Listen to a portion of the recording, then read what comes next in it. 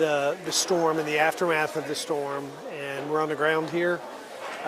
Went to the Emergency Operations Center to talk to county mayor, head of the utility district, the head of the sheriff's department, the first responders, and the professionals that are executing the response here.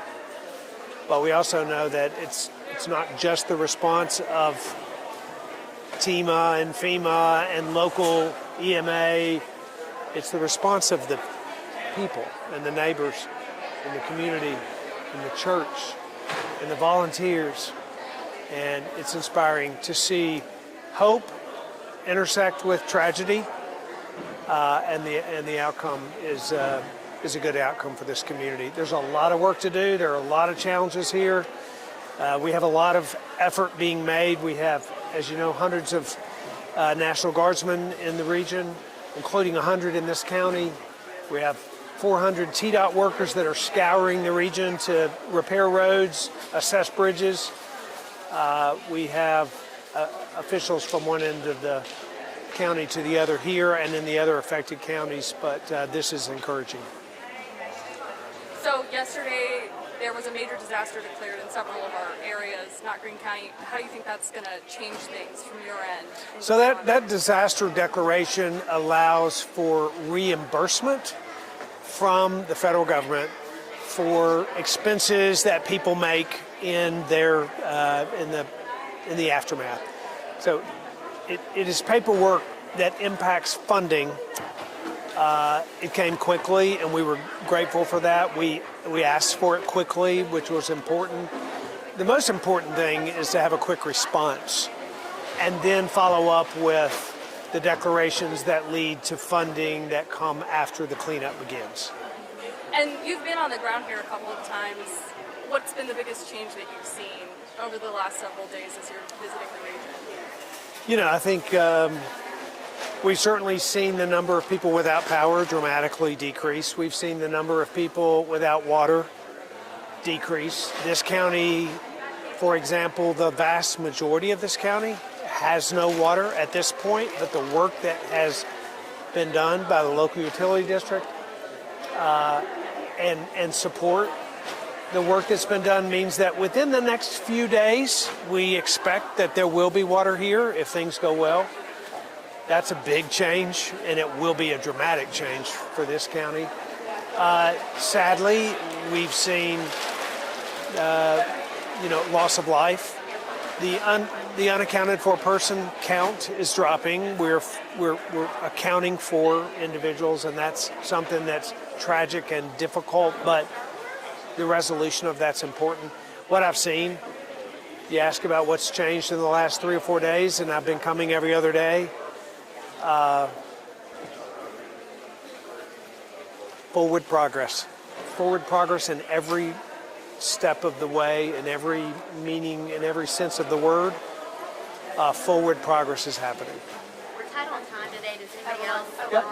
Governor, what is your top priority in the response right now in these communities? We have agreed across all state departments that this is a survivor-centric response. Our top priority are those who have survived the tragedy that has befallen them, whether it is a lost family member, a lost home, the loss of water, the loss of employment, whether temporarily or permanent. They're survivors, and Tennesseans are survivors, but our response is survivor-centric, and that is our focus right now, is finding and making sure that everyone who has been impacted and has survived the outcome of this terrific storm on our state, that those survivors are finding their way to the supplies and the supports that are necessary for them to move forward. Governor, we saw in the briefing yesterday that obviously this is weighing heavy on you and so many officials. What does it feel like when you come and see the damage that you've seen so far? It's hard because you interact with people and you're reminded that these are real lives that are that have been lost. These are real families that are being affected in some ways for the rest of their lives. And when you talk face to face with people, you're affected and impacted by that. It's not something off in the distant in another place. These are real live people that are whose lives are being changed. So it inspires me. It inspires our team. I think you saw in the press briefing yesterday, our team of director becoming emotional, talking about how important it is that we serve these Tennesseans. Our team and the local teams here are inspired. We know these are real people. We know these are communities that are hurting. And we know that it is our job to have this survivor-centric response. And that's what's happening across the state. So there's been a lot of misinformation going on. So what would you like to say to just all those leaders and just make sure people know what's really going on? I think what's most important is that the heart behind and the professionalism behind the agencies, whether it is the local sheriff's department, whether it is TEMA, whether it is FEMA,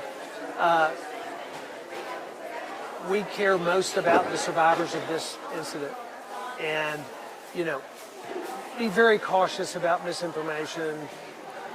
The government is not taking resources. If it doesn't seem to make sense, then it's probably not happening. I realize there's and there's even foreign influence that's trying to impact the information that goes out to our people.